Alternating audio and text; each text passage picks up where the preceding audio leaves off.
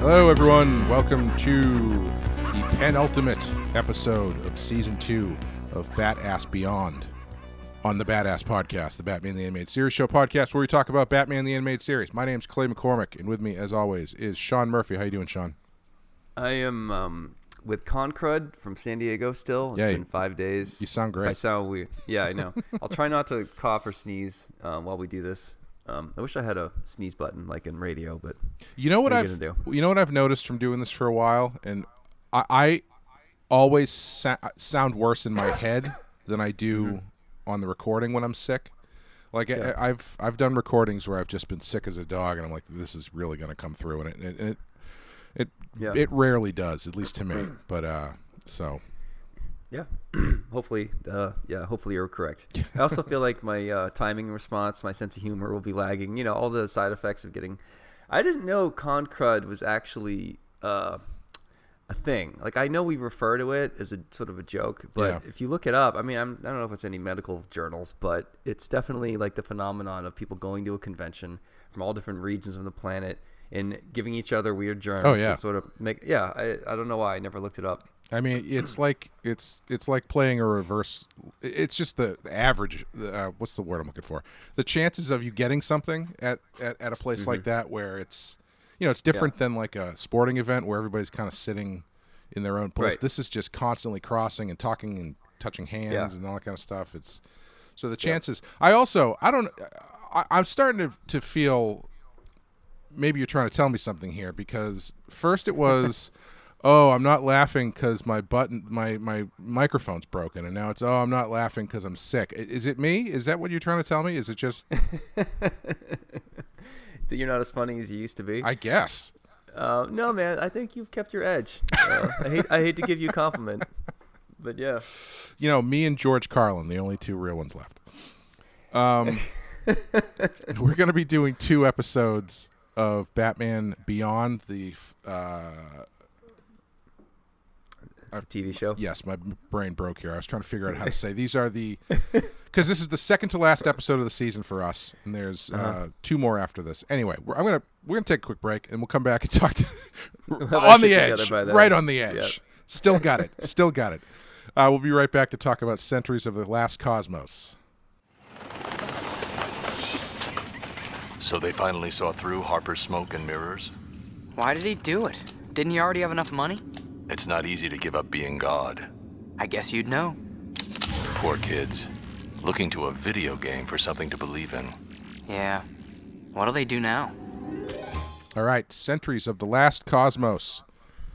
Written by John Shirley and Rich Fogel, directed by Dan Reba, and in this one, a virtual reality game designer uses 3 teenage fans' devotion to the game universe in order to eliminate his enemies and rivals, including one inspired by writers Bruce Valanche and Gary Gygax. Well, I mean, I guess he kind of looks like Bruce Valanche. I don't know who Gary Gygax is, though.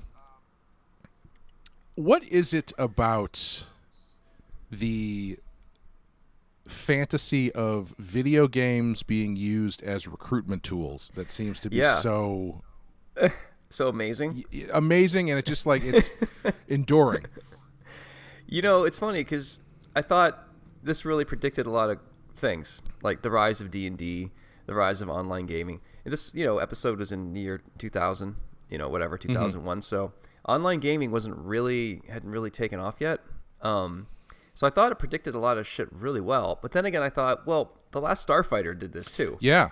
This idea has been around basically since video games were invented. Sorry, everybody screaming at me. Gary Gygax is the guy who co-created Dungeons and Dragons. That guy. Okay. Yeah, there's a. Have you ever heard of Polybius? No. Is it a planet? No, it's an urban legend, I guess you could call it, of a video game that was used by the government to recruit people for the military. And it's one of those things where it's like, depending on who you talk to, they're like, no, that's 100% real. My friend played that game, but it's completely fabricated. There's a podcast about it that does it like in character, treating it as though it's real, which is kind of fun. But it's just one of those things. For whatever reason, I don't know if it was because video games were such a big boom when they showed up, or what. But it seems like from the beginning, there's been this idea that, oh, well, these are being used for something else. These are being used for recruitment. Yeah. I mean, I think the fear of it has been written in fiction by science fiction writers since the 40s, 50s. So, I mean, those guys tend to predict a lot of things pretty accurately. So, I don't know if it's like a chicken or the egg situation here. Yeah. Yeah, there's... Because, I mean, you've got Last Starfighter. I mean, Tron is kind of the same thing. There's always this idea that the video game is more than it seems, which is fascinating. I mean, that's what we're all hoping. Right, I mean, everybody. Last Starfighter, I'm like, please, I mean, you're so fucking good. Maybe it's just the fantasy of realizing how much time and money you need to spend to get good at something, that in the back of your head you're like, this has to be worth it. This can't just be a waste of time. I mean, especially in the early 80s when games are very simple, it triggered your imagination, kinda, but there wasn't like deep stories to get involved with. So your brain would just be like, man, what if I'm really good at playing Afterburner, but this is seriously like a government experiment, and one day Tom Cruise is going to land in my backyard and offer me the keys to my own jet or something. Right. You know, that's what it has to be. Otherwise, you have to come to the realization that you have wasted your life. Yeah, man. My favorite Atari game growing up was called River Raid, and I used to play the shit out of that. It's still a game that holds up, and I would love it if the government created it in order to make me the next, Top Gun pilot. Well, how would you feel if that was true and they were like, nah. They've never called you? I guess you weren't good enough at it. This kid's probably going to be some kind of artist. I don't think he's got, the 1,000-yard stare that we're looking for. That's the version of the story that I think they haven't done yet, which is it's the game created as a recruitment tool, and you follow someone who doesn't get recruited by it. So if you watch the deleted scenes of Last Starfighter, they did a whole thing where the guy kept going up to different nerds at different trailer parks and just sort of turning them down because they were too wimpy, and he finally found the only one that he could tolerate, and that was the main character. Oh, really? No, I made that up. Oh, okay. But it sounds pretty plausible, right? Yeah, why not? What I never got was how come that guy was, because they had a really cool space car in that movie. At least I thought it was cool when I was a kid. I guess I was always destined to be a car guy. But even back then, I'm like, man, that car is awesome. But the alien is dressed as human. He's got makeup on, a hat, clothes. Everything's accurate, so he won't stand out, except the space car. It's always I never understood that. It's always the one detail you forget. You want to hear something crazy? I have actually never seen that movie. Oh man! Yeah. Oh, next time you're up in New Hampshire, or whatever. Well, that's. Oh, you gotta watch that, man. That would be a one great of the first movie to watch. CGI movies there ever was. I think it was like one of the first 5. Oh, really? Oh, I bet it still looks great. Yeah. So, what are your thoughts on this one? Man, I could analyze this one forever. Yeah. I was getting obviously a lot of George Lucas. I was getting a lot of like Steve Wozniak versus Steve Jobs. Oh yeah. Yep. I'm getting like Star Wars versus Game of Thrones. Man, yeah. I mean, and then Patton Oswalt is the voice of the early Patton Oswalt, because this is like 99, 2000. He's not really a known quantity. It's funny though. This isn't a Patton Oswalt role, which is basically the same role he's been playing ever since. Yeah. Anytime he does a voiceover, it's usually something like this. It's just his voice. Yeah. Yeah. Even though he was new to the scene, people still knew he was a huge nerd. Yeah. I like that the swords that they're using are like limp fire swords. They seem very ineffective. Yeah, like you can't really use laser swords. You're like, what about a fire sword? I don't know. And then those things they were riding around on, it looked like that character Orion. Marvel. That's DC. That's New Gods. Sorry. Yeah. Yeah, New Gods. Was that a Jack Kirby type of thing? Yep. Yeah, I mean the guy's standing there with a half squat, just flying through space, looking like he's shitting himself. Yep. Fantastic. Oh man, I liked it a lot. Yeah. I liked it more than I should have. I might be at a 5 for this one. Oh wow. We need some 5s. Yeah. Yeah, I don't know, man. It kept me entertained. I don't remember seeing this one ever, so maybe that was why I was also interested.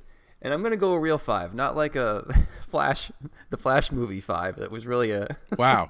So it's like So it's like Heart of Ice and then Sentries of the Last Cosmos. Okay, wait, no. All right, we'll go 4. Well, there is no Heart of Ice comparison in that Batman Beyond. You know, like everything true, is. Yeah. So I don't know. I'll think about my score a bit more, but I'm leaning towards a good score in this one.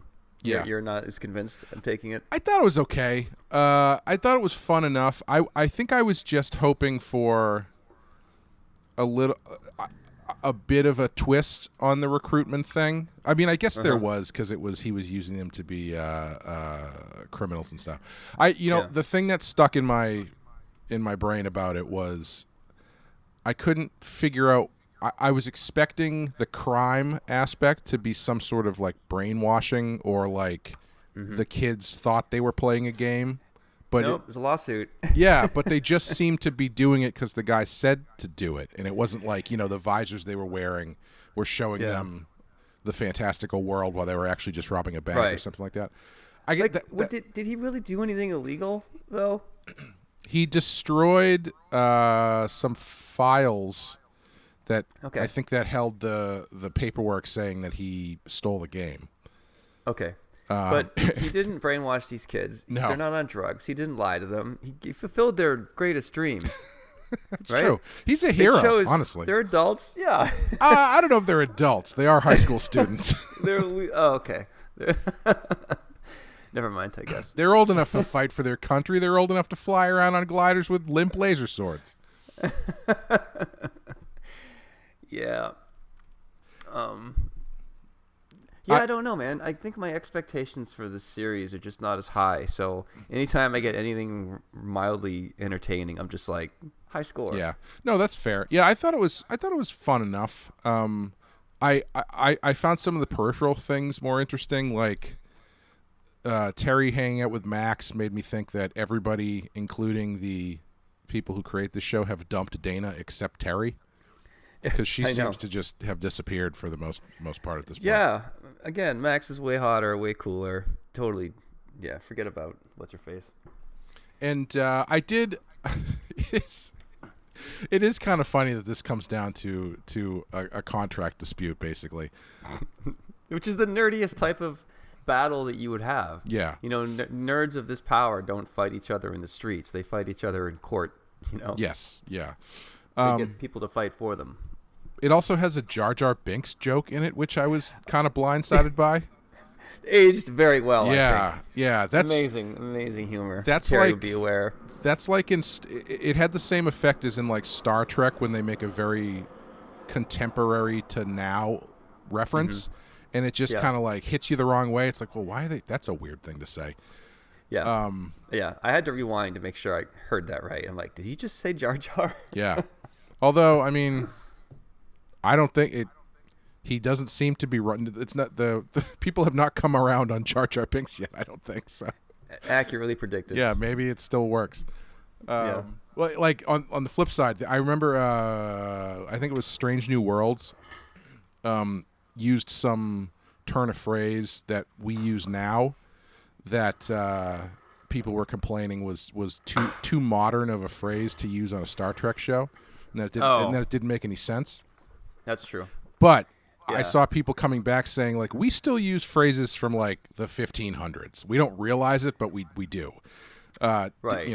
Various euphemisms and colloquialisms and stuff. It's just that the next generation never ever used a phrase like that. Right. Yeah. Nor did Voyager. Nor did Deep Space Nine. Yeah. I mean, out of the blue, we get someone being like, "What the hell are you talking about, bro?" or whatever they said. Yeah, it doesn't not make sense in a larger sense, but it does feel very strange. Yeah. And Star Trek is supposed to be about the better angels of our nature, where we don't talk that way anymore. People are trying to be official and whatever. When we were doing Next Generation, Wes and I started to notice how really tight they actually kept that stuff on that show, because I remembered there was a certain point when I realized that that in the Star Trek Next Generation universe, up to the point we had been at, photographs don't exist like in any form. And then I think it was Deep Space Nine has a picture, like a photograph of O'Brien and his family, and it was like a hard copy photograph, and it was very weird. because I had never seen like a hard copy, and they of course put like a Fleer 97 holographic foil edge to it to make it look futuristic. Oh, that's why you know it's from the future, Clay. Right. Holograms. Yes. It's credit cards too. What did you think of the design of the Sentries of the forgotten? What the fuck is it? Last Cosmos. Yeah, the flying samurai thing mixed with a bit of fantasy. I don't know about the helmets, honestly. Yeah. I kind of wish it was a little bit closer to Star Wars, actually, but maybe that's why they didn't do that. Yeah, what about you? I was on the fence about them because it feels like that they were going for a half Star Wars, half Dungeons and Dragons kind of thing. So I can see why they would go a little bit more what's the word, medieval to a bit with the outfits. Yeah, so like, well, we're talking about Jar Jar. We've got an obvious George Lucas thing here, guys. Yeah. Maybe we should get away from. There's even like an evil Jedi cloak, for Christ's sake. Right, and a lot of the sound effects sound like they're mimicking Star Wars sound effects too, like the laser blasts from ships and stuff. Yeah. Yeah, I thought they were okay. I think they could. If I was going to choose something to draw, I would say I could probably take a swing at redesigning those guys. Yeah, they're squatty shit thrusters. I would probably redesign too. They looked a little bit like what He-Man used in the Masters of the Universe movie. Yes, that was those things were like cool, or not cool isn't the right word, but like they seem to show up a lot in sci-fi movies in like the latter half of the 80s because they had them in Masters of the Universe. Mm-hmm. They had them in Highlander 2. And then they all obviously culminate. That's right. They obviously culminate with the hoverboard in Back to the Future, too. And then after that, they kind of disappear. I mean, the hoverboards we have now basically look like that. Yes, right? they do. Yeah. They're just not as wide. Like, get me a really wide one and then let me squat on it like Orion. Yes. Do you have people up by you? I thought this was just a Boston thing because I thought it was like MIT people or something, but I've seen them in other states. Do you have anybody who ride around on motorized skateboards or the single motorized wheels? Yeah, which I think look the best because it looks like Darkwing Duck. Yeah, it's or sorry, Gizmo Duck. Yes, it's kind of silly, but it's also kind of awesome. As a kid, that's what I hoped the future would look like. So I'm glad that we got something, Yeah. In lieu of not getting sweet self-lacing sneakers and hoverboards, at least we got a single wheel that can take you to work. Yes. I've never looked into it, but it does make me wonder where they come from. Because now that I've seen them in other states, it's like, oh, I assume these are things people are buying, maybe making. I don't know where they're coming from. If anybody out there knows, please tell me. There was this coffee shop near me, and when I have to write a script, I'll go like 4 days in a row. So I'll suddenly be a regular, and I'll meet other regulars, and I'll find that I'm sitting in someone's seat, I guess.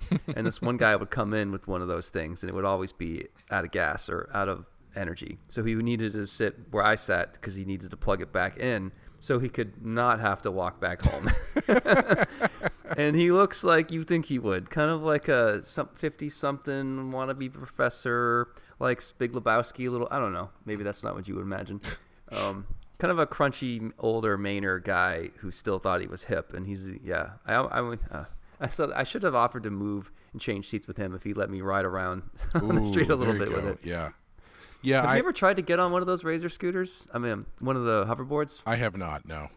Dude, they're really hard. Yeah, I don't trust myself enough at this point in my life to do that without hurting myself. Yeah, I mean, you broke my my bed in New Hampshire, so maybe don't get on one of those things. Well, I think those things are generally not built by you, so I think I'll be okay. Oh, I realized too. The problem with the bed was I put a foam mattress on it, and I didn't have any kind of box spring underneath it, so the weight wasn't distributed properly. Ah, that's what it was. So that's what it was. Yeah. Okay. That's on me, man. I'm glad we could talk about it here. I'm sure we've talked about this before, but do you have any particular method that you use when you go about redesigning or designing a character as far as how you approach it? I wish I had a good answer. What would you say? I honestly haven't done it enough to have an answer for that, and I always feel like it ends up being a harder than I think it's going to be, because once you have to sit down and you have to think about, like, okay, what's this guy going to look like? Most of the things that I come up with, I go, this looks really stupid. Like that, I haven't figured out a look or a design sense that I like when it comes to that stuff. Yeah, I mean, even when I design something that I like on a character turnaround, drawing it in a comic more fleshed out, sometimes it's still not fixed. Yeah. Like, I thought I had Zorro down, and then I started drawing panels, and I'm like, oh man, I don't know. Is it too much tone? Is it too clean? How dark should the shirt be? How do we know? Do I add zipatone to the pants? You know, how shaded? Do I show his eyes even though it's like shaded under his hat? Like, I don't know. There's a lot of little design decisions that I think you just have to hammer out, 20 pages before you start to get it. Yeah, you know? yeah. And it's interesting to me too that a lot of great character designs only work for the artist that designed it. Yeah. Whereas if I hand over my shit to someone else, sometimes it just doesn't look good. And I don't know if that's on me or on them. Yeah, I've noticed that too. The one that really stood out to me with that one is, well, there's a couple. There's a couple recent ones. Greg Capullo's redesign for Batman with the shorter gloves and the purple inside the cape, and it's the black bat with the yellow outline. Yeah, I feel like he's the only person who can make that look good. Anybody else I've seen draw it just doesn't work. Yeah, and that redesign you did of Batgirl, that you don't like yourself. I've noticed that I anytime I've seen somebody else draw that, I'm like, okay, this doesn't quite work. Yeah, no, it's terrible. I mean, I hate that that's my Batgirl design. It's not. Like, they made me redesign Batgirl year one. They told me to make it gray and blue. Like, yeah, I hate that. I mean, the only thing I added was the mask goes up under her hair so she doesn't have to have a hood, so her hair is more free. So I'm happy to own that. Well, but and everything else. The other thing, because this is the thing that stands out when I see other people draw it, is the straps around her shoulders. Yeah. I've seen other people clearly like, I'm not really sure what to do with this, and then it just it just looks like a weird design element. Yeah, the idea I had was she's got a small backpack behind the cape. Yeah, because she's still like sort of like year 2, year 3. Like she still has she's got utilitarian aspects to the outfit too. So I don't know if there's ever been a writer that's had her move her cape aside and show that actual backpack. Like if it was my book, I would have done it, but I don't know. Yeah. Yeah, I have noticed that a lot of your designs do feel inspired by the way that they do them on the Bruce Timm shows, where they seem to be more of the gear is up top, and then the legs are usually kind of solid or not that complicated. Yeah, I generally go with upside down triangle design. I like the backpack straps looking. I think it helps emphasize the lats, and it helps define the pecs really well and the shoulders. And I find that a good character design, you have to have something neat to draw from the neck up, because you do a lot of headshots in comics. Oh, yeah. And if there's nothing cool happening from the top of your chest to the top of your head, there's nothing for the colorist to play with. So, like, that's for example, it's referred to as the Mr. T approach.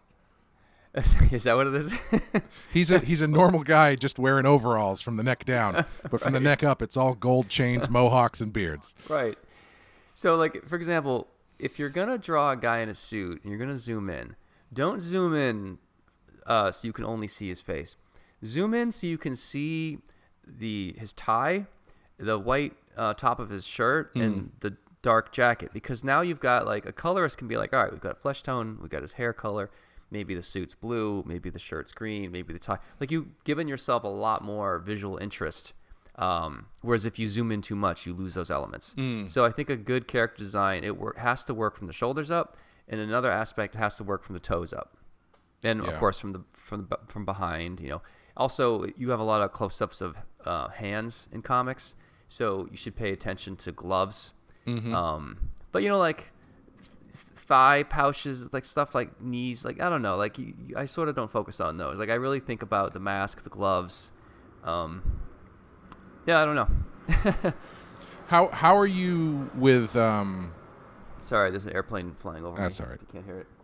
how are you with like fashion? Because the X-Men are doing this Hellfire Gala thing, and where everybody has these really cool, crazy inspired outfits like they do at the Met Gala, and every time I see those, I go like, man, I would probably turn that job down because I just don't have a sense for that kind of stuff.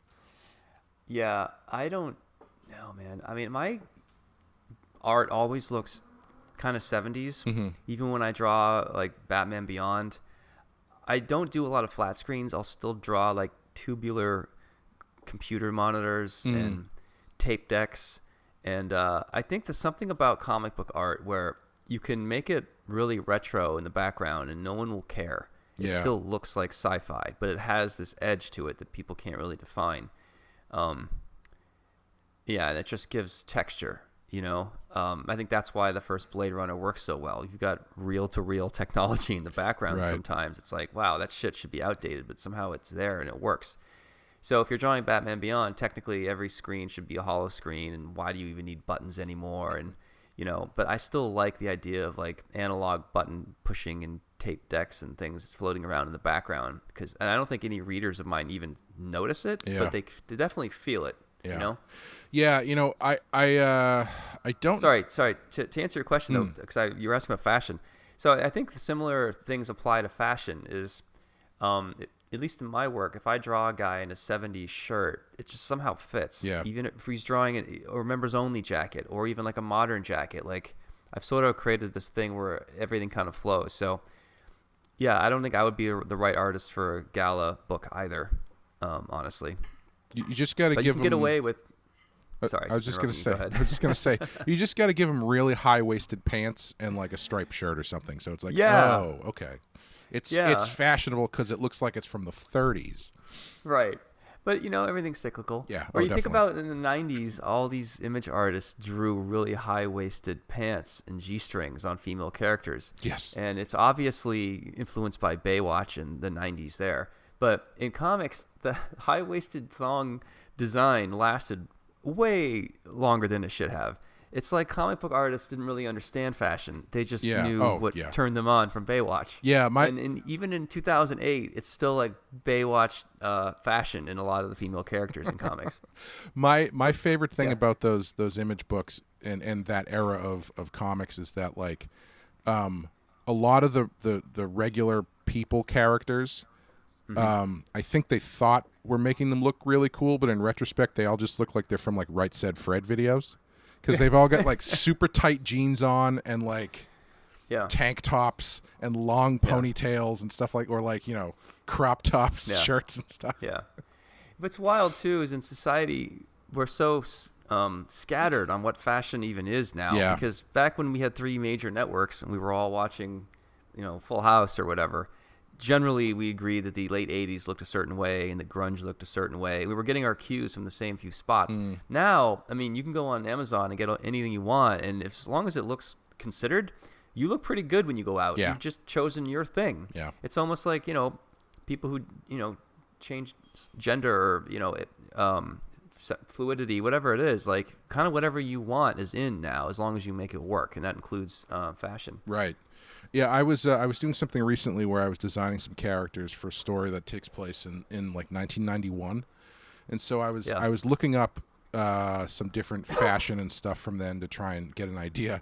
And in my head, I thought it looked a certain way, and then when I started pulling up actual reference, I just said I went, oh, it's pretty normal. It's just gigantic. Yeah, it's like sweatshirts, jeans, shorts, all the same. They're just huge.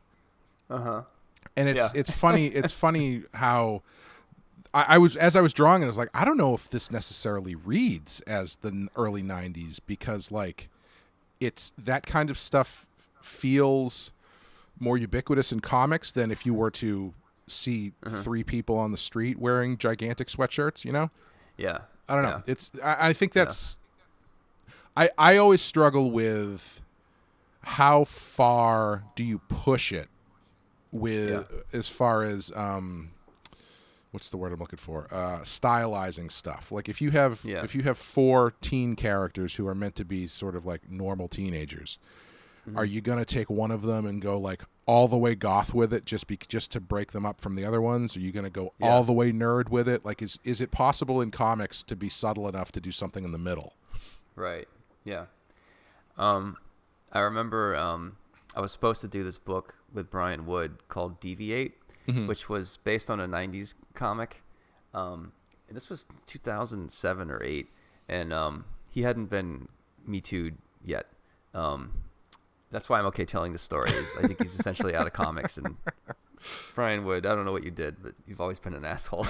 Anyway, so back then I didn't really know him, and I was redesigning these characters, and there are like 8 of them for this team of heroes called DV8, and he wanted a more streetwise type thing. So I did my normal sketches, and I'm focused more on like the shape of the clothes and the blocking of where the t-shirt stops, where the pants go, how high up are they. And I don't get into like the stitching or the feel of the fabric. It's just not my art.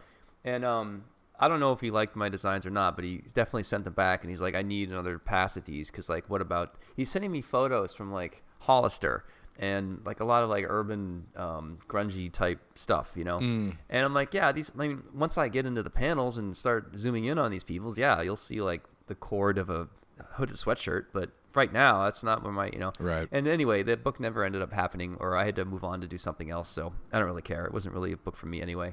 I think the book did come out. I forget who drew it. There's a girl who I knew in New York. It probably didn't sell very well because no one probably has any idea what I'm talking about. But it did come out. But yeah, I remember him being really into fashion, and for a guy who was very like he was with Becky Cloonan. They were doing a lot of books back then, and I guess I shouldn't have been so surprised, actually, given like his branding back in the early aughts. You know? Yeah. I don't know. Yeah. But yeah, really into fashion, and I'm just not. I mean, I guess I'm into certain types of fashion, like disco shirts and things, but I'm more into the story. Like, you know, if it serves the mood, then fine. Make them wear whatever you want. Right. You know? Yeah. I find it tough because I'm a t-shirt and jeans type person. I always have been, and so anytime I'm drawing a normal character, I'm like, well, they're probably wearing a t-shirt and jeans. So that's one of the hurdles when you're starting to draw comics. What do you do with guy in background? Right. Is he just wearing a red shirt and pair of jeans? Yep. Like that's what else, everyone's first instinct is red shirt, pair of jeans, like Fry from Futurama, you know? Mm-hmm. And you're like, all right, whoa. Maybe he's got a sweatshirt on. Maybe there's a vertical stripe on that shirt. Ooh, my entire aesthetic changed when I added the first puffy jacket to the background. Oh man, what a time saver on anatomy, huh? Seriously. Yeah, like hooded sweatshirts that cover the face, low baseball hats, fur sticking up around the character's shoulders and jawline. You don't have to draw a neck anymore, and like so forgiving. You know, I'm curious. I'm afraid to go back and look, but when I was doing Poser, it takes place in the punk rock scene, California punk scene, and so I have to do all these punk characters, and I had a ton of reference from the kind of style that the writer had in mind. Yeah. But even still, it's like difficult to differentiate because it's so much of the same aesthetic. And so you have to find a way to make like, okay, only one person can have a mohawk and only one person can have a leather jacket. Otherwise, you've got 5 people wearing the same leather jacket with different pins and stuff. But I'm afraid to go back and look at the background characters from those because like I put all my calories into what the main characters look like, and so I'm wondering if in like the group scenes in the punk clubs and stuff, it's like 4 people that look really considered and punked out, and then a bunch of red t-shirts and jeans guys in the background. Yep, background guys. Yep, NPCs. Yeah, character design is something that I it's something I've been wanting to do as practice more because it's not something that comes super naturally to me. I mean, very naturally, not like ghosts, but it's funny with the rise of Instagram and that culture where it celebrates pinups and color and more fashion design type stuff. Like Instagram isn't designed to show panel progression, right, and storytelling. Yeah. So I think my head and your head are wired differently. Like, how do these clothes suit the plot? You know, where is the character standing? Is it raining? Does he need a hat? Is there a shade over his eyes because he's mysterious? Blah, blah, blah. Like, those are storytelling questions. And I think if you're a pinup artist and you're probably younger and you're on Instagram, you're not thinking about that stuff as much. You're thinking, the trench coat looks cool. Yeah. This looks cool. That looks cool. This will get clicks. The colors are cool. Or there's some like wild effect I can do. Oh, I'll make the jacket tattered because that's cool. And then there's definitely overlap. There's a Venn diagram between what you and I are after and what younger artists are after. But I can see why fashion has become more of a focus for artists, because they're not hired now based on showing editors sequential art and conventions. They're hired off Instagram, where it's pinup stuff only, which I can rant about this for an hour, honestly. This is going to sound like old man yelling at cloud. There's so many really good people out there. It's like scrolling through Instagram and stuff.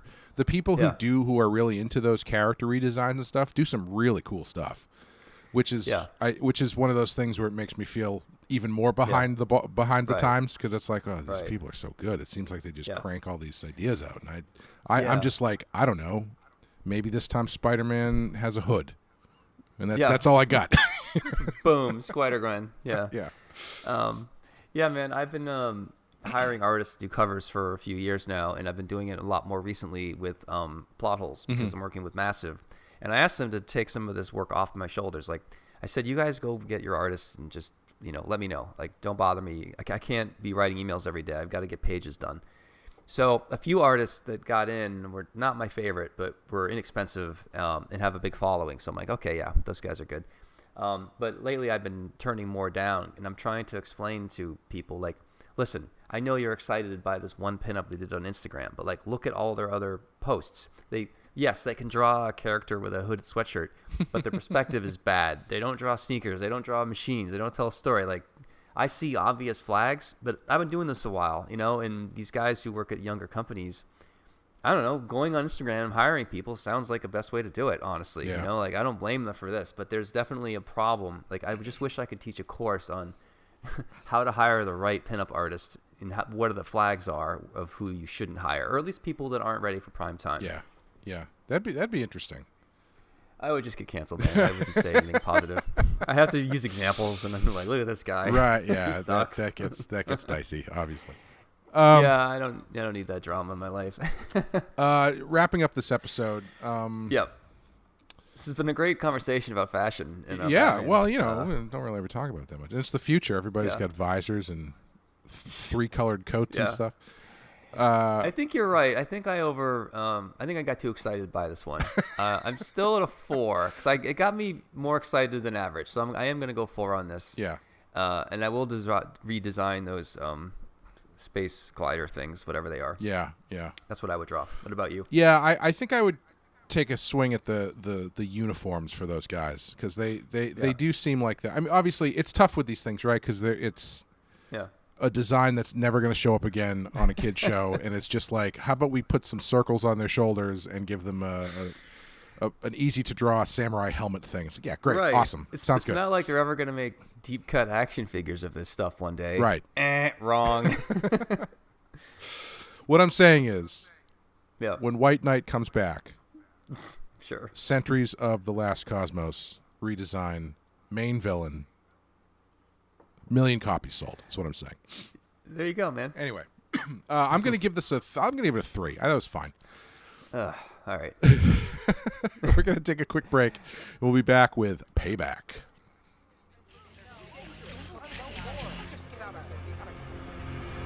You're a mean old man, you know that. Mm-hmm. And what are you? Your worst nightmare. You have no idea what my nightmares are like.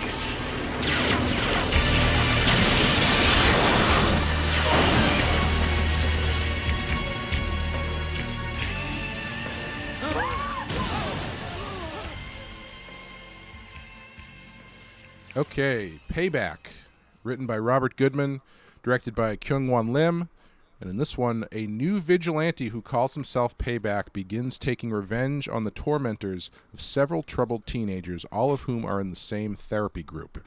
When Terry goes undercover in the group to find the culprit, he begins to suspect the doctor running the sessions, but Payback's real identity proves to be someone no one would have expected. You had texted me earlier, and you said, "Finally, a better episode." And I hadn't watched the episodes yet, and I thought you were talking about this one because I really like this one. I'm at a 4 on both of them, honestly. Yeah. I like this one a lot, too. I almost sent you a second text and said, the second one is good, too. Because when I finished Sentries of Last Cosmos, I was like, he couldn't have been talking about that one, right? That was fine.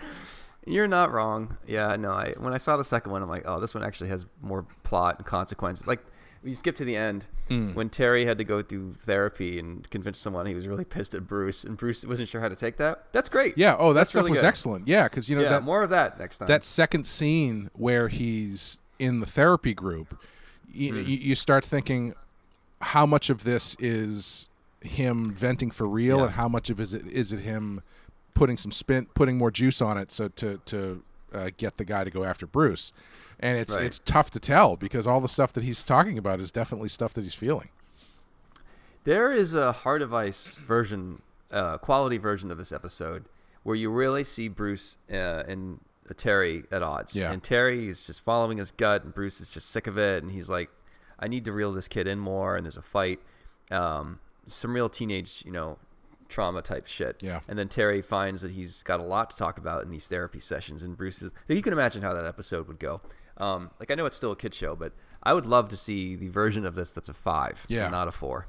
Yeah, because I mean, even the earlier the scene when he goes after the guy he thinks it is, it's Terry, not really stopping to think it through, and he screws it up, which is not something we get a lot. Every now and then they do it on the show, but not so much anymore. Yeah.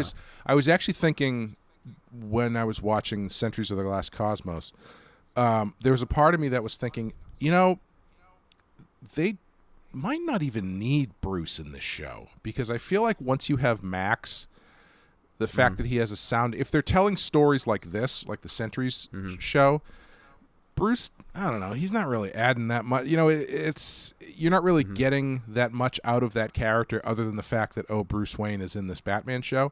But then when I was watching this, I was like, this is why Bruce is important, because you can tell stories like this with Bruce that would work way better than if it was just Max or somebody else. It's I think it's pretty good. One of the things that surprised me the most is I think it's the first episode with a new character who we don't see like the origin of, or like he shows up and Batman's already aware of him. Yeah. Because I thought I maybe missed him. Right. His Payback, he seems to know Payback, and I'm like, am I not remembering this guy? Or it's an interesting shorthand that I'm surprised they don't do more often, because it really does save you time. He I was totally fooled too. Me too. Yeah. I'm like, obviously the jacked ex-military programmer is clearly the bad guy. Right. Stupid kids show, like, try to fool me again. And then at the end, I'm like, oh, shit, it's a tiny kid head on top of this robot. I did not think that was what was happening. I'm like, maybe it's the dad in some kind of suit, or maybe there's one girl in the therapy sessions that looks like the Vertigo character Death. Oh, yeah. And I'm like, oh, maybe it's her. Maybe she's just fed up with hearing her peers get abused, and she's just taking matters into her own. Nope, it's the kid. Yep. And the idea that he's trying to free up his dad so he can have more time with him, I'm like, ooh, that's a nice little twist. Yeah. I guess they do the same thing they did in Mask of the Phantasm, where they have Payback and Howard Lewis, the character of Howard Lewis, are voiced by the same actor to create a red herring, which is the same thing they do in Mask of the Phantasm with Andrea's dad. Yeah. And when I read that, I was like, that doesn't surprise me, because I got a lot of Phantasm vibes off of this, where I even kind of like looking at Payback's design, he feels like an inversion of Phantasm, like an update inversion of Phantasm with the gray body and the black cloak and stuff. Yep, that's fair. Actually, I didn't think about that, but yeah, you're right. To the point where when they go to that hotel at the end, the Vreeland International or something like that, I couldn't remember. Veronica Vreeland is the reporter, right? No, I think she is the wealthy That's right. Yes, daughter, you're right. the redheaded girl who's got kind of friends with Bruce, kind of romantic sometimes. I couldn't remember exactly who she was, and my first thought was thinking of Summer Gleason. something. Yeah. Thank you. Yeah. I thought for a second, oh, is that Phantasm? I couldn't remember what Phantasm's real name was, but I obviously knew it was a girl who was friends with Bruce. And so I was like, oh, that's interesting. So they really are going for the Phantasm thing. Obviously, I was wrong. But there's, I was surprised that there was so many kind of younger, Phantasm through a younger lens kind of stuff going on. Mm-hmm. Yeah. Yeah. Are you going to go, what would you draw on this one? Payback himself is something that I'm on the fence about because I feel like I'm not really sure what his costume is supposed to be. Yeah. So I'm not really sure what you would really do that would make it quote unquote better, but I also feel like it's a little bit phoned in. Yeah, I think you're right. It could use something extra. Yeah, but what do you do though? But I'm a big fan of the laser whip. I was going to bring the laser whip up because I love the laser whip, even though the laser whips are incredibly silly. But the way that he whips the elevator into two pieces, yes, with like the glowing edges, like when the Terminator bubble contracts and the truck parts are still glowing from the heat. Mm-hmm. I'm always a sucker for that. Oh, shit. It looks so good. Yeah. Yeah, and I'm like, man, that might be the thing I'd want to draw is that outdoor elevator fight scene because you get to draw the sweet laser whip. Yeah, another weapon from the Masters of the Universe movie, the laser whip, because they at the end when they capture him, that what's his name, Blade, the dude with all the knives, also has a laser whip that he whips him with. They eventually made action figures out of him too. Yeah, right? my cousin had that figure. I was very jealous because he's got. I think there are newer ones. They recently, in that last handful of years, did figures from the movie of specifically. I don't know if they did him again, but they definitely did He-Man and Skeletor, both versions of Skeletor, like even with the one at the end with the big gold like Galactus head. Yeah. And I think they're impossible to find now, but I was tickled that they made them and jealous that I didn't get them. It's Toy Arc. Yeah, there's the new ones. You can get them on for $40 on eBay. Oh, that's not too bad. Master of the Universe. He's got a different head. Oh my God! It comes with a classic He-Man head as well as the Dolph Lundgren face. That's pretty good. Clay, come on, man. I've spent $40 on stupider stuff, so. I'm gonna download this and save it. So not to go completely off topic, but we've kind of started veering that way anyway. Sure. I never really disliked that movie. I get it. Apologists for that coming out of the woodwork now. I understand that it's not quote unquote a good movie, but it's like I think it's not bad for a Masters of the Universe movie made in 1987. Like the guy Frank Langella playing Skeletor is like he's amazing, and the makeup on Skeletor, the makeup on Skeletor is amazing. All of the He-Man stuff is pretty, take it or leave it. But yeah, the fact that he never says I have the power. He does. He says it once. Not when he charges up. Yeah, at the end when he gets his sword back, he pulls it out and he says, "I have the power." Yeah. Okay. But yeah, it's. Sorry, I guess it's a great movie then. You're right. Listen, if you're gonna talk about it, make sure you've seen it enough times, Sean. Okay. I've seen more because I don't know what it is lately. I've seen people dunking on Forrest Gump. It's like popular to not like Forrest Gump. I have now, seen that too. Yeah. And then we've seen people coming out of the woodwork to defend Master of the Universe. And they're not saying it's a great movie, but they're defending how bad it is. Like they like it ironically, and I don't know, man. I don't even know. Honestly, that's a movie where like I don't even know if it's that ironic because there is legitimately good stuff. Like it looks fantastic. Like the sets and stuff are really good. I think that they kind of it falls off the cliff when it comes down to like what the story actually is. But as far as a lot of the designs are really cool. I mean, a lot of it was designed by Mobius, I think. Yeah. Yeah, and they blew their budget on that on him, but didn't think to buy any more sets. Like, how much did you pay him where you couldn't afford simple reshoots? Like, there's a scene where a black stormtrooper basically trips, and they just left it in. Yeah, I know one's gonna see that. Hey, they've got that shot. If the original Star Wars wasn't too high and mighty to delete that one stormtrooper who whacks his head on the door when they go into that room, then Masters of the Universe can leave the tripping stormtrooper. No, I've always liked that. I've always liked it from various points of view, where like I liked it. I really liked it as a kid because it was the only Masters of the Universe movie, and then later on I was like, oh, this movie's terrible. I want to watch it, and then now I'm just like, no, I just like it. It's fine. You know, I would love to see. Oh, that is pretty cool. You just sent me the picture.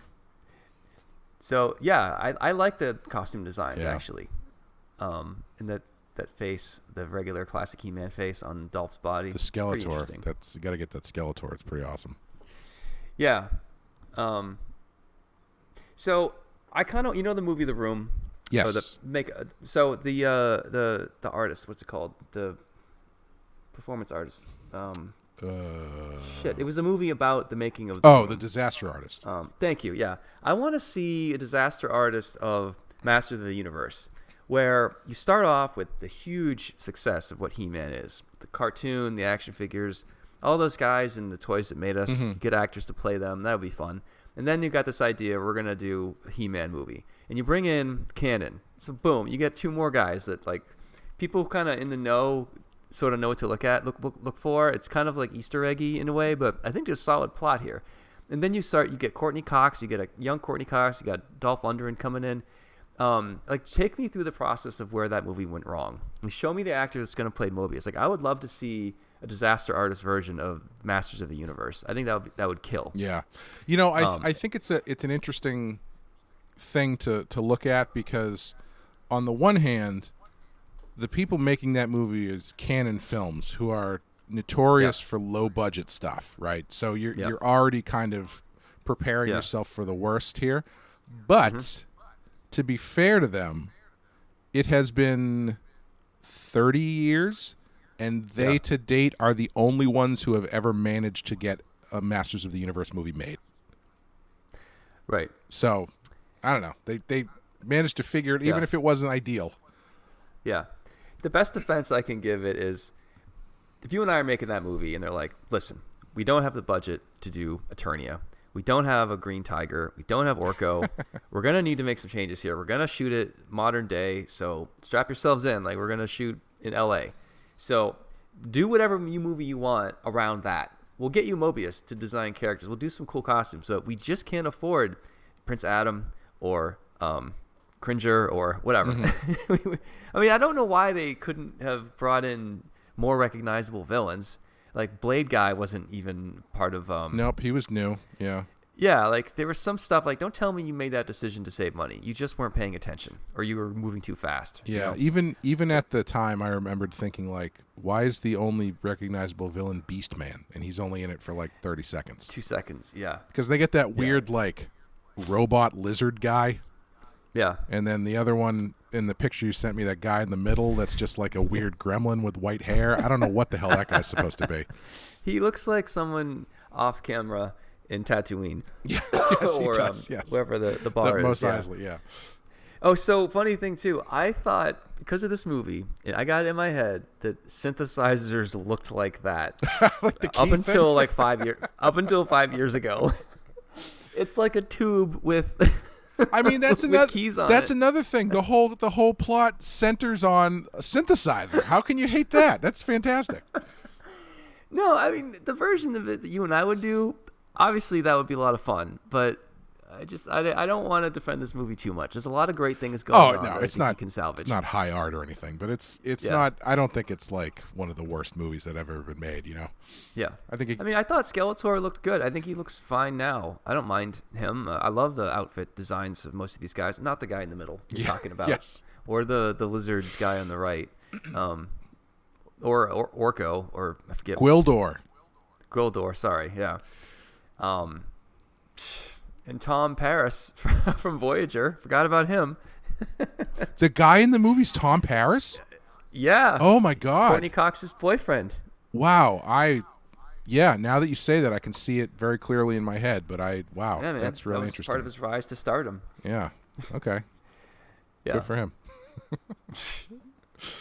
Yeah. I mean, even as a kid, like even as a dumb 5-year-old, I was like, something's going on here. Yeah, it's not like the same. I want to like this, but why am I not? Like, I didn't have the words to form sentences like, why isn't there cringer? Right.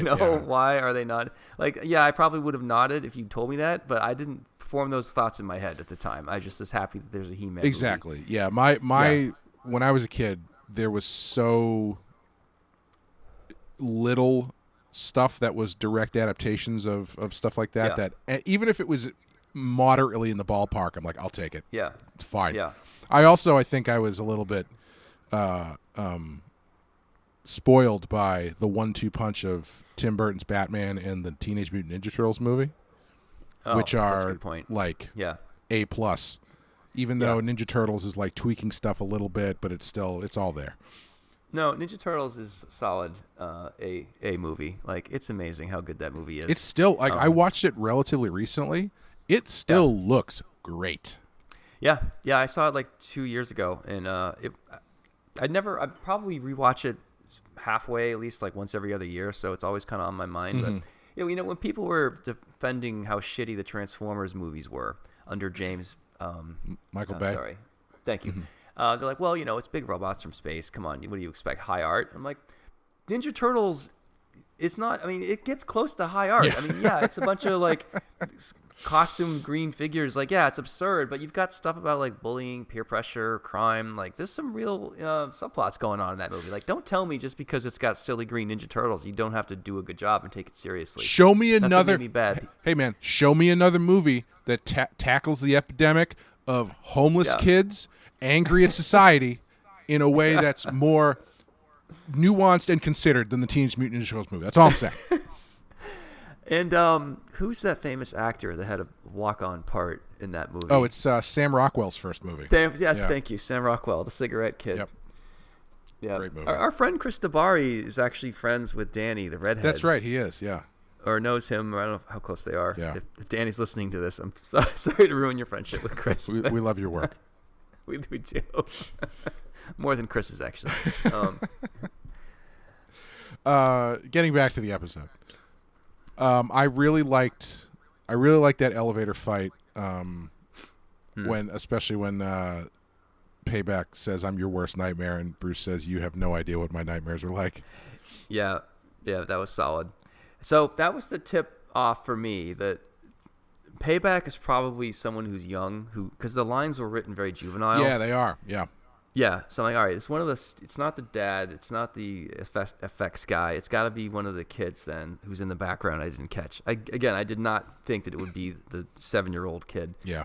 In a robot suit that came out of nowhere. Yeah, it's honestly, this episode feels a lot more considered than some of the other ones we've been watching. And I hate saying that because I know how hard these things are to make, and you got to crank them out. But like the fact that they wrote the dialogue for this guy like more. Mm-hmm. I actually thought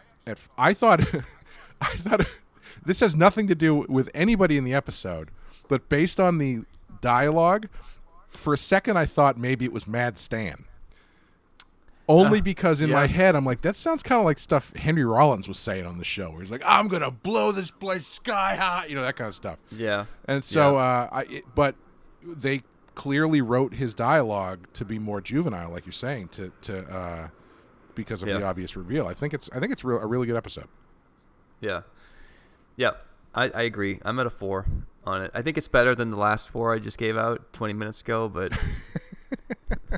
just giving out 4s like crazy. I'm just glad that we had 2 in a row that were very engaging and watchable, honestly. Yeah, I agree. I don't know anything about the last 2. Shriek is coming back in the next episode. That's fun. Hey, there you go. And then, the last episode of the season is about the origin of Ace the Bat Hound, so that'll be fun. Oh, shit! I forgot about that. Man, I'm excited to watch because Colleen was asking me where Ace comes from, and I was like, I don't know. I think Bruce just always had them. And she's like, you didn't have a cool story where he like was hanging out in the Batcave like in White Knight? I'm like, no, babe, that was all me. So happy to own that. But now you've reminded me that there is an Ace story that I totally forgot about. So I might have to go back and tell her that I'm not as smart as I thought I was. I can't remember if I mentioned this on the show. Did I tell you about the Ace story that I want to do? Well, it was a story I came up with independently. One bad day. Kind of. It was a story I came up with independently that I've been trying to think if I can actually do this it's a story that I'm like, this is either an 8-page short, a one-shot, or possibly a series, but I have no idea because I don't know how much you can get out of this. But I was watching, I was at breakfast, and on the TV was, they were, what's the word? There was a new canine cop being brought to the force, and it was like this cute little puppy, and they were doing the ceremony and giving him a little badge and stuff. And I'm watching this thing, and I immediately started thinking, what if it was Serpico, but instead of Al Pacino, it was a canine cop? And so it's like a whole corrupt police story, but the good cop is a dog. Yeah. And it's not a talking dog. It's just a dog. And so I was thinking like, what could I get out of that? And then I thought, oh, that would actually be a really good like Batman black and white story about Ace, about the origin of Ace. And so that's a good one, man. That's where Bruce gets him after he almost gets and obviously the last shot is of the dog taking his badge, dropping it into a hole, and then covering it up with dirt and walking away. Right. So I don't know. I'm trying to figure out what the best application for that story would be, because I was like, this is so stupid that I think it might be great. Yeah, that's perfect for a backup story or a fill-in or like a 6 or 8-page mini story, like an anthology. And I'm not afraid to say it out loud here now, because when someone else inevitably does it before I do, I can claim that I had the idea first. Unlike the Bane thing, which I still rubs me the wrong way every time I think about it. Yeah, man. I told Scott Snyder about why don't we have 2 Harleys fucking 10 years ago, and he was just like, yeah, whatever. And I don't think he obviously didn't listen. I'm like, all right, I guess I'll use that. I know. Aren't you glad you didn't? Yeah, I don't know. I just maybe he wasn't listening, or I don't know. Yeah. Artists don't come up with ideas, so. I'm gonna go 4 on this one. And I guess I would probably draw. I think I would probably draw Payback or some version. You know what else I really like? I like those weird police cars that they have in this show that are kind of like door stoppers. Yeah, they're kind of weird looking, but they're fun. Yeah, I got a quick topic to bring up with you that's not related. Sure. If we're done with the other stuff, and I think this will be up here. I think everyone will be interested in this. But what generation of comic book professional do you think we are? And to add context, like I'm watching this HBO Max has this new show. It's like a docuseries on DC Comics and the history of the company, which is 85 years old, I guess. Wow. And there's some normal like chest beating type stuff. They gloss over the bad parts. They enhance the good parts. They get all the right, diverse people talking about all these things, and it's pretty good. I'm only like 30 minutes in, so it might take a turn. But people who were talking about why Schuster and Simon created Superman, Siegel. They're like, well, I say thank you. Simon and Schuster is a publisher. Whatever, those guys. They're New York Jews, whatever. They created, one guy was really into bodybuilding and he wanted to get girls. And he's like, man, why can't I just have more confidence, have a bigger body and get chicks? And I wonder if there was a whole generation of artists in the 40s and 50s, we'll call them Generation 1, who were living out their fantasies because they wanted to be bigger and beefier and get girls. Was that like primarily one of their top motivations? And for you and me, let's say we're Generation 3 or Generation 4. I don't think you and I got into comics to get girls. No. Or to live out fantasies where we're into girl, or we write characters that are good at getting girls. That's just not where you and I are at. Yeah, right? No, not really. So let's say we're Gen 4. So we got Gen 1 and Gen 4. So between us, there's Gen 2 and Gen 3. There's probably more, but just for the sake of argument. I'm curious, like, if anyone's ever done like a retrospect on how the generations were affected. So the second generation came in having read some Superman and Batman, who were probably 10, 15 years old at that point. So now we're talking about artists in the 50s and 60s who had grown up with comics on their newsstand. So they were sort of fanboys who are now pros. How did that affect their thinking? Were they doing it because they wanted to get girls? I don't think so. I don't really know. And then you've got Generation 3, we'll say. So how did those guys come at comics? Were they just people who were really into monster movies, trying to push EC comics and, strange horror tales or whatever it was? Like, and then, when you get into the 80s, were those people living out their Star Wars fantasies, but because they're not in film? Like what are the stakes for every generation? And I feel like the stakes for you and me are, we grew up in the 80s, we love cartoons, we love video games and movies. And you and I are very similar in that I'm in comics because I really like drawing, and I like movies and video games and animation. I want to do those things, but I like to draw too. So I'm going to sort of scratch that itch using comics as my format. It's not necessarily that I love Batman comics or Superman comics or X-Men comics. I like them and I get them, but really the heart of it is because I'm an 80s kid living out my fantasy, Sure. What do you have to say about all that?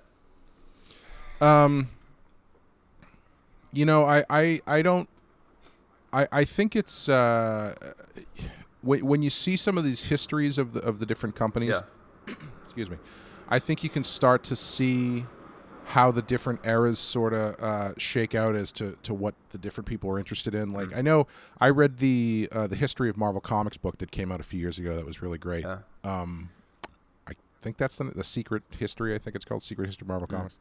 And Simon, as you're going through, Schuster? yes, Nailed it.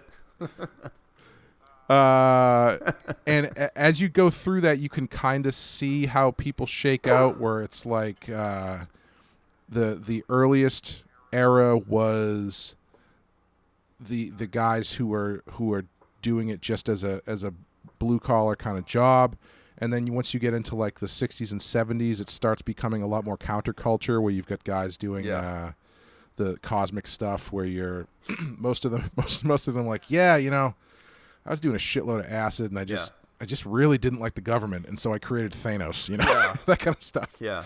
And then I feel like the 80s guys feel like the 80s and 90s guys feel like they are the generation. Is it the 8? I'm trying to figure out where the lines are divided here, but I feel like there's one generation who is the first generation who are fans who became creators, right? Yeah. And that's probably like the guys in the 70s. And then the 90s guys are sort of a heightened version of that, run through like the 80s action movie filter. Yeah. Because I feel like the image stuff is clearly, it's like, okay, comics run through canon films, run through Stallone movies, Schwarzenegger movies, and stuff like that. Yeah, you're right. And then I think I don't really know what the next generation after that is, because frankly I wasn't reading a lot of comics then, so it's tough to really know. I think that's the first big indie, like the first really big indie generation was the one that followed Image, because that's when Image needed to sustain itself. You start doing a lot more fewer superhero things, and after the bubble pops and all that kind of stuff. And where we are now, I don't know. I do think I would agree with you that I am similar, where it's like I really like all this stuff. I do love comics, and I love telling stories, and I think we are the frustrated filmmaker generation to some extent. That's a good way to. Where it's like, I would love to make Blade Runner, but I can't do that. but I can draw it. Yeah, I think that's a good label. We'll call our generation the frustrated filmmaker. But we're also, so I think that you really hit on some smart stuff. I agree that the Neil Adams generation loved Superman growing up, but had a healthy dose of skepticism of government, Nixon, Vietnam. So they went for social issues, civil issues, and good for them. And Frank Miller as well, obviously. So they took these toys and they're like, yeah, but what about this? And they went a little darker. And then I think the generation after that was guys, not every hero needs to have a friend who has a heroin addiction. All right, it worked the first couple times. So then, Flash doesn't need to have a son who's addicted to heroin. Okay. So then, Rob Liefeld comes along. He's like, "Yeah, I hate the government too." Like he knows what to say, but doesn't actually feel it. He's like, whatever. He's a kid. He's in party Saved by the Bell mode. Loves Rambo. Loves Terminator. Like takes the gloss of distrust government. War is dark and dangerous, but he takes the fun bits from Neil Adams, right, and just gets rid of the education behind it, like the root of where that stuff the came meat. From. Thank you. Yeah, he gets rid of the meat, and I'm not knocking Rob at all or Neil. I just think, whatever. So he goes, well, that's so. Rob's like, yeah, fucking Universal Soldier was awesome. Cyborg, yeah. The word cyber needs to be used way more in everything. Cyber and blood. Yeah. So they were in party mode, and then they sold like crazy. So fund that with money and the competitive environment, and of course everything happened the way exactly we should have predicted. Honestly, But hindsight's 20/20. And then the generation after that is me. It's my generation, and maybe you a little bit too, where I saw Image explode in a good way. I saw it explode in a bad way. Like it blew up, exploded, like incinerated itself because the quality just wasn't there. And I saw it collapse. And I thought, oh man, I sort of took my hand off the wheel for a bit. I'm like, ooh, I really like what Rob was doing. I love the Universal Soul. I love cyber, everything. But that was a dead end. And who doesn't love cyber?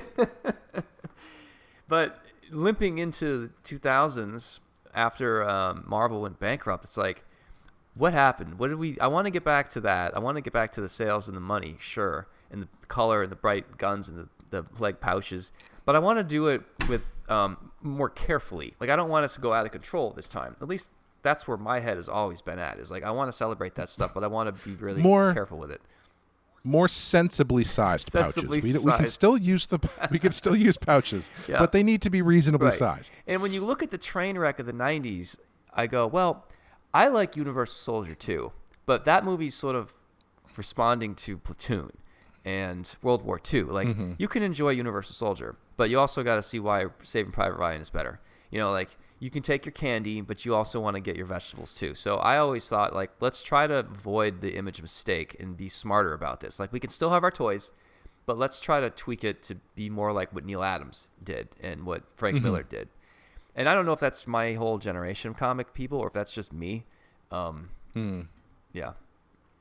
Yeah, I always felt like my knowledge and experience of comics was like in a movie where someone leaves home, and then when they come back home, their entire house has been burned to the ground. Yeah. Because they weren't, nobody told them. Yeah. Because good way to say it. I was in high school and went to college in the early 2000s, and I wasn't really that cognizant of what was going on behind the scenes. Yeah. As far as like Marvel's implosion, and I didn't really, as far as I was concerned, comics were still big business. Yeah. And then once I got to college, I wasn't really reading them anymore until I didn't really start picking them up again until after I mean, I was, but intermittently. Yeah. And then once I got out of college, I was like, great. So when this whole industry is in the toilet, is what you're telling me? When Maximus goes back to Spain and finds his wife hung over the door jamb, and his fields are smoking. Yeah. Yes, exactly like that. Great, glad I came home. Now what? Yeah. And then my entire career since then has been me avenging the death of my wife and my child. Yeah, I remember the apprenticeship. I had a poster of all the 90s crate, and I wrote up beneath it, "Do not let this happen again." And I'm not really sure why I wrote that, but I still have it in my office today, and I pass under it every day, and I'm still dissecting why the hell I wrote that. And well, I think that was everybody's thought, right? Like there was that time after, as these things do, where after the 90s stuff faded away a bit, it became hip to think it sucks. And I mean, frankly, a lot of it did suck. A lot of, like I've come across many a comic from that era where it's like these people are they've got as many lines as Rob Liefeld does, but they are not put in the same place. Yeah. As adeptly, but it becomes hip to hate on the stuff that was popular and then exploded, and it's like I think the canon film thing is a pretty appropriate analogy because it's like I feel like the way you can look at them is the same, where it's like this was really popular, it did really well, but I can still like it. But I mean, I know this isn't winning any awards or anything, but it doesn't. The generation after us would be the iGens, and I feel like what their experience has been is, when they came of age at age 10, they probably had a MySpace account or Facebook or email. So we're talking connected to phones, smartphones, internet bullying, can't get away from screens, anxiety, being sold things all the time, distractions, short attention spans. That's all just a fact for what they're dealing with, and I don't, I can't imagine what it's like, the stress that has been for them to put some point in there, to give them some credit what they're gone through. And they also have Cintiqs, and you've got digital drawing, and I think, and I'm just sort of thinking out loud here, but maybe what they're also returned, they're also Maximus returning home to see smoking rubble of the 90s. We kind of rebuilt some stuff a little bit, like DC Comics kind of had a resurgence with Saga and The Walking Dead. And then, the idea of comic book movies gave the impression that the comic book industry must be solid. There must be decent careers to be had. Why would there be these billion-dollar movies coming out in video games and whatever? So I think it gave the impression that things were fixed, but they're clearly not.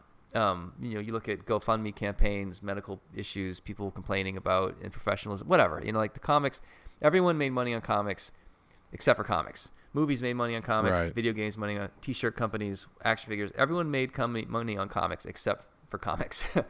And I think that's becoming clear now as the industry is currently contracting. In the past few years, it's definitely contracting, and I think it'll bounce back to something. We're just in a weird bottleneck right now. But if I'm someone who's 30, what would my outlook be? I love manga. I love video games. I love Transformer movies. Like, I love to draw, and you're hoping that there's some kind of career here for you. But the smoking rubble is hard to ignore or explain away, And on social media, it got caught in the culture war. So a lot of the reporters were claiming things were fine, everything's great, but they were lying because they were taking into consideration manga sales. And success in movies is not success in comics. So I think even the reporting has corrected itself in the past few months, where they're starting to say, oh yeah, things aren't actually that great. The whole Trump thing kind of screwed it up with the culture war. So I think a lot of messaging was just, distracted. But yeah, I'm guessing like people who are 30 who are into this, like they love to draw, they love Instagram, they love getting likes and clicks and stuff. They're probably more interested in doing pinups and character designs. They're not as aware of what storytelling actually is, because storytelling takes time. And when you have a short attention span, you're not interested in long form storytelling. Obviously, they'll sit through Star Wars and they'll still sit through stuff, and they can get introduced to storytelling, but them sitting still for 3 hours to watch The Godfather and really understand why it works and what these visual cues, how they're important. Like, this is why Neil Young understood this. Sorry, Neil Adams. Probably Neil Young too. I mean, probably Neil Young too. He's a storyteller through song. I love his. Oh man, there's a great Neil Young joke here. I'm not finding it. Damn it. Yeah, I don't know. It's fascinating, and I wonder what they're going to think of all this, or how upset they are, or how confused they are.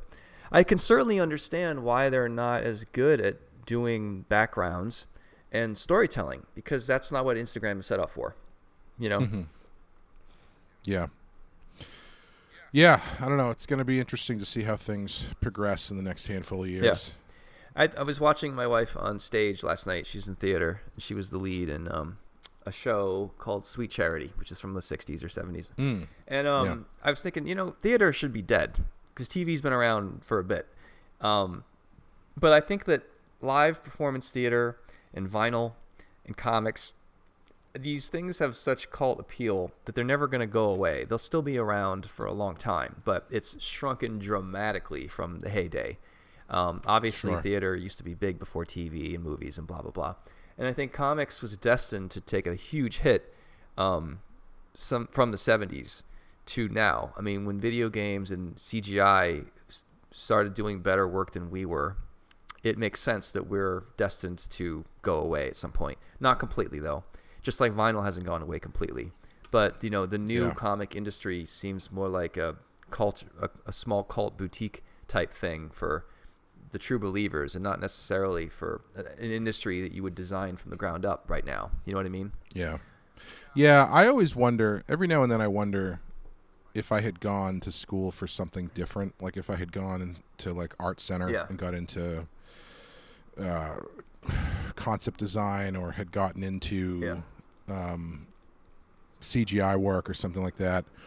And I think like, I might be making more money, but I don't know if I would be as satisfied with it. Yeah. Because there's something about being at the front of the storytelling, the tip of the storytelling spear, if you will, that is a lot more exhilarating and satisfying.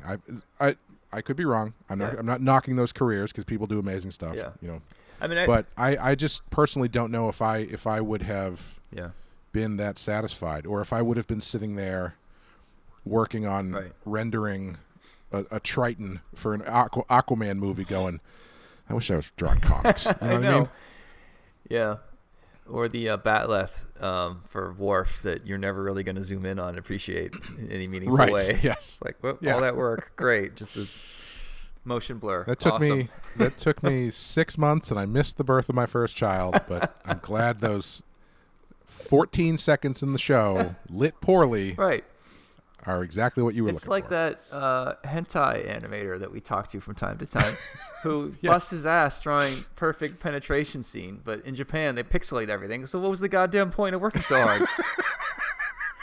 Thanks, Japan. Just let me do my job. Then there's a guy next to him with like the cigarette hanging out of his mouth going, if you just draw the pixels, then it's a lot easier. Well, yeah. Or it's the equivalent of like, you a lot of time. They're going to cover that with a word balloon. Don't draw it. Right. Yeah. Why are you making your life harder? Yes. Like, it doesn't matter that you're great at. I don't want to make you go back and edit anything I'm about to say. Okay. That probably means it's about time to wrap it up. Yeah. I did want to add one more thing. Like, as I was watching this DC documentary thing, there were such amazing art in the 70s with EC Comics and some of the horror shit. And like, I think the only way you could see an amazingly drawn zombie hand coming out of the earth and choking a girl dressed in bondage, the only way to get that was from buying that comic for 25 cents. There was nothing on TV that gave you that. There's no internet. There's no video game. There's no like, sure, some like old horror movies, maybe you get pieces of that. But would your mom let you watch it? No. So I get that there was no one providing that experience except for comics. So comics was a completely valid format in the 70s, hands down. In the 80s it was too, but I think that's when we started to lose ground, because that amazing hand coming out of the ground shit, you could suddenly see that in Evil Dead. And as video games got better, you could see it. And then the action figures got better, so you could have it in 3D and blah, blah, blah. And that's just why we've been outpaced by all these other mediums. It's just a matter of time. It makes me sad, but I think you're right. It sucks that there's no money in comics, but there's freedom in poverty, because all you need is imagination, a piece of paper, and ink, and you can sort of do whatever storytelling you want. It really does make it the frontier and the Wild West of crazy ideas. If they threw a bunch of money at us again, there might be people monitoring us, and there'd be a new comics code of some form. You know what I mean? So as much as I complain about the poverty of comics, there is freedom in that, because it's like, well, we're not making money anyway, so let's just experiment and see what works. Yeah, I know I've said this before on the show, but a teacher of mine in college said he saw an interview with, or was at a convention or something with Neil Adams, where he was doing a demo or something, and someone asked him, why did you choose comics? Of all the things, you're an amazing artist, why choose comics? And he took a piece of paper, he took his brush, and he drew a circle. And he said, I've just created a universe. It's with all the planets and all the people and all of the ups and downs of daily life, of everything that could possibly exist in this universe. And then he took his pen again and he put a cross through it and he goes, and now I've just destroyed it. I mean, which I always love. That's a great soundbite. But part of me is just like, shut the fuck up, Neil Adams. I know. No, of course. Of course. I mean, the dude was a showman, you know? Yeah. He was in, it's funny, that speaking of these documentaries, every few years there's another go around of comic book documentaries. And I'm always bummed that I'm never in the right place at the right time to be in them. But that's a side concern.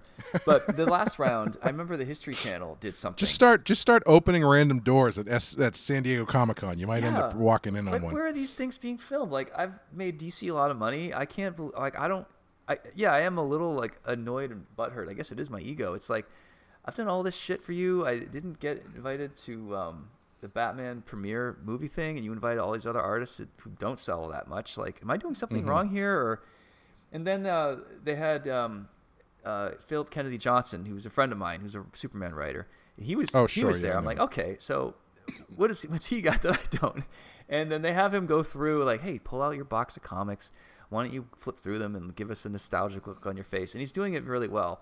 And I'm like, you know what? I would never be able to do that. I would be like, no, guys, I'm not going to play your game. I don't really have a long box near me. Like, what the fuck is this? Like, maybe that's why they never call me for this shit, is because they don't think I would play ball. That's because in the DC documentary, they'd be like, okay, Sean, show us your collection. And be like, well, this is a box of my books that they just sent me for free. And check out this Dolph Lundgren action figure. Yeah. Talk about underrated. Look at this. Did you see this Hot Wheels car? I got this for $2. I've downloaded some undigitized hentai that hasn't been censored. You guys want to watch that?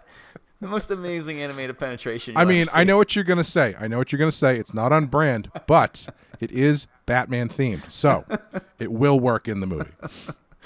Yeah, maybe that's the reason why I'm not getting phone calls. They're like, Sean, we're happy to have your weird White Knight universe and sell the shit out of it, but we really don't want you doing any more press. I mean, we've listened to your podcast, for Christ's sakes. I know. Maybe we've just shot ourselves in the foot collectively doing this for however many years we've been doing it. You told the ghost of Neil Adams to shut the fuck up. You didn't know who created Superman. You called them two Jews. Yeah. Whatever. Yeah, man. Maybe it's kind of getting fine. More clear the more we talk about it now. I don't care, man. It annoys me every now and then, but I'm just like, who cares? It's just another thing you'd have to do. Yeah. I mean, I know. So Joel Jones was on this documentary and a few other people, and I'm just like, man, I hear them complain about their contracts with all kinds of publishers, and I know they would rather have my sweet deal where you're getting my rate, my royalties, and the freedom that DC's given me. Like, they would rather have that than be on some documentary. Sure. So it's just funny how the positive, good feeling vibe that they give these documentaries when you know behind the scenes that not all these creators are happy all the time. You know. Have you ever seen that interview with the writer Harlan Ellison? No. Where he talks about how there was some movie or something based on a book of his, and they were doing DVD extras, and the studio called him up, and they said, yeah, we'd love to come over and do an interview for this thing. He's like, great. How much are you going to pay me? You go, oh, well, I mean, we just figured it's just a DVD thing. It's like, oh, no, I understand. Yeah.